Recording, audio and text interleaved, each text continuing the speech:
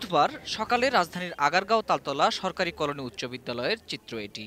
ভোটকেন্দ্রের ভেতরে ও বাইরে নিরাপত্তা দিতে উপস্থিত যতজন আইনশৃঙ্খলা বাহিনীর সদস্য, মোট ভোটারও হয়তো ততজন নন। সঠিক সময়ে নির্বাচনী কর্মকর্তারা সব প্রস্তুত করলেও ১ ঘন্টা পরেও কেউ আসেনি ভোট দিতে। তাই বলে আয়োজনের কমতি নেই জেলা পরিষদ নির্বাচনকে ঘিরে। পোলিং এজেন্ট, পোস্টার, ফেস্টুন আর নির্বাচনী বুথ নিয়ে জমজমাট কেন্দ্রের বাইরের সড়ক। ভোটগ্রহণ শুরু হওয়ার প্রায় ৪৫ মিনিট পর বনানী বিদ্যানিকেতন কেন্দ্রে প্রথম ভোট দেন ঢাকা উত্তরের মেয়র আনিসুল হক। বেশ উৎফুল্ল এই নগরপিতার আশা, উন্নয়ন কাজে সমন্বয়হীনতা দূর করতে সহায়ক হবে জেলা পরিষদ।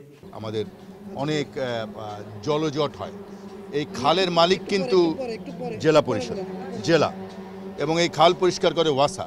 সুতরাং আমার যদি একজন প্রতিনিধি জেলা পরিষদে থাকেন এবং তাকে যদি আমি আমার রিকোয়ারমেন্টটা বলি যে তোমার জেলার আন্ডারে খাল, এই খাল পরিষ্কার করতে হবে, এইটা হলো এক ধরনের সূত্র যে প্রত্যেকের সঙ্গে মিলে একটি অ্যাডমিনিস্ট্রেশন চালানো। আজিমপুর সরকারি বালিকা উচ্চ বিদ্যালয় কেন্দ্রে দুপুর ১২টার দিকে ভোট দিতে আসেন ঢাকা দক্ষিণের মেয়র সাইদ খোকন।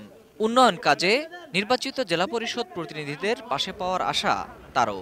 সমন্বয়হীনতা একটা বড় সমস্যা আমাদের জন্য, এই ঢাকা শহরের জন্য।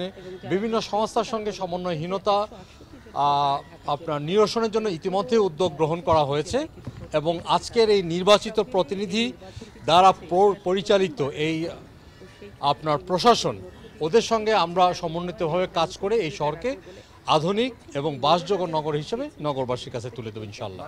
জনপ্রতিনিধি হিসেবে অন্য একজন জনপ্রতিনিধিকে নির্বাচিত করতে পারায় খুশি কাউন্সিলর বা সংরক্ষিত নারী আসনে নির্বাচিত কাউন্সিলররাও।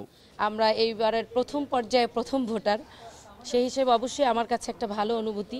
ভোট মানে উৎসব, ভোটটা কম হোক আর বেশি হোক, সেখানে উৎসব তো অবশ্যই থাকবে।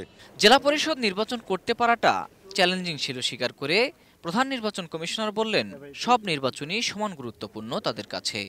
এটা আমাদের জন্য একটা নতুন এক্সপিরিয়েন্স, নতুন করে আইন করতে হচ্ছে, বিধি করতে হচ্ছে, সবই নতুন করে করতে হয়েছে। তবে এই নির্বাচন তো একই ধরনের, তবুও আমরা চেষ্টা করেছি। আমরা আগেও আপনাদের বলেছি, আমাদের কাছে কোনো নির্বাচনই ছোট নয়।